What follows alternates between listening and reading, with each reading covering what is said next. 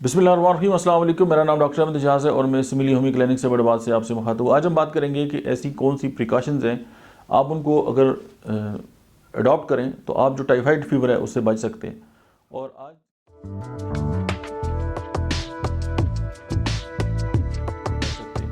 اور آج کل آپ یہ دیکھیں کہ بہت زیادہ جو پیشنٹ ہیں وہ ٹائیفائڈ کے ساتھ آ رہے ہیں اور کروڑوں لوگ جو ہیں ہر سال ٹائیفائڈ جو ہے اس سے متاثر ہوتے ہیں۔ اب جو سالمونیلا ٹیفی ہے، یہ ایک بیکٹیریا ہے جو کاز کرتا ہے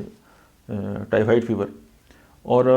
پھر ظاہر ہے ایک بار ہو جائے تو پھر ہر سال جو ہے کچھ لوگوں میں بار بار ہوتا ہے، اور پھر ظاہر ہے اس کے لیے جو اینٹی بائیوٹکس وغیرہ استعمال کی جاتی ہے ان کا اس طرح ایکٹ نہیں ہے کہ وہ کام کرتی ہیں، لیکن پھر مریضوں کا ایک دوسرا رجحان بھی ہے کہ جو ہی تھوڑا سا ان کا بخار وغیرہ ختم ہوا تو وہ پھر اس کو بھی چھوڑ دیتے ہیں، اور پھر وہ بار بار ان کے ساتھ یہ معاملات جو ہیں وہ چلتے رہتے ہیں۔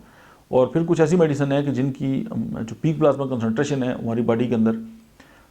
اس کا الگ لیول ہے، اور سم ٹائم یہ ہوتا ہے کہ جو ہی میڈیکیشن جب سٹارٹ ہوتی ہے تو یہ جو ٹائیفائڈ کا جو بیکٹیریا ہے وہ ایریڈیکیٹ ہو جاتا ہے، وہ جا کے چھپ جاتا ہے گال بلیڈر کے اندر، تو وہاں پہ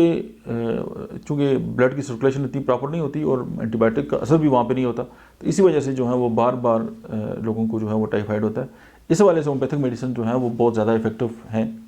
اس کی ریزن یہ ہے کہ ہومیوپیتھک میڈیسن کو میٹابولزم کی ضرورت بھی نہیں ہے، اور وہ ڈائریکٹ جا کے امیون سسٹم پہ کام کرتی ہیں اور وہ پھر اس پہ ایکٹ کرتا ہے۔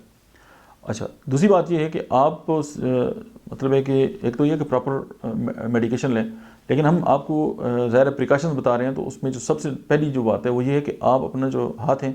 ان کو دھوئیں، اور وہ نیم گرم پانی کے ساتھ دھوئیں، اور ساتھ جو ہے وہ سوپ کا استعمال کریں۔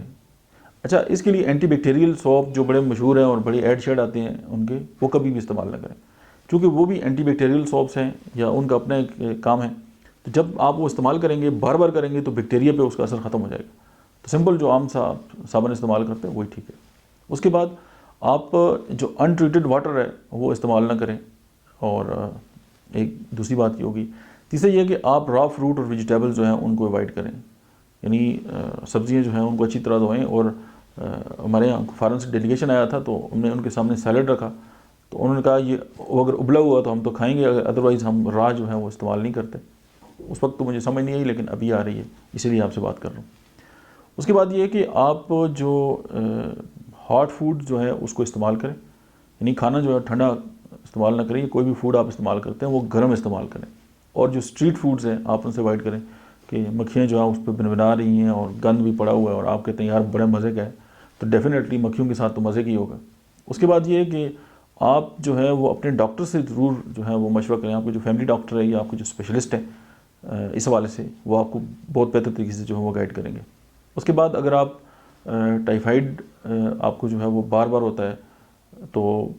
اب آپ اس میں یہ بھی دیکھ لیں کہ بہت ساری ایسی میڈیسنز ہیں جو پریکاشنز کے طور پہ استعمال ہوتے ہیں، ہومیوپیتھیکلی بھی ہیں اور ایلوپیتھیکلی بھی ہیں۔ تو اگر آپ کسی ایسی ایریا میں جا رہے ہیں جہاں پہ وبا وغیرہ پھیلی ہوئی ہے، تو اس سے پہلے جو ہے وہ آپ ویکسینیٹ ہو کے ضرور جائیں، تاکہ آپ کی جو امیونٹی ہے وہ اسٹرانگ ہو جائے اور آپ اس بیماری ہے اس سے بچ سکیں۔ تو یہ کچھ 6-7 باتیں تھیں جو میں نے آپ کے سامنے کی، اور اگر آپ ان پہ عمل کریں گے تو ڈیفینیٹلی جو ہے وہ آپ ٹائیفائڈ سے بچیں گے۔ Thank you very much.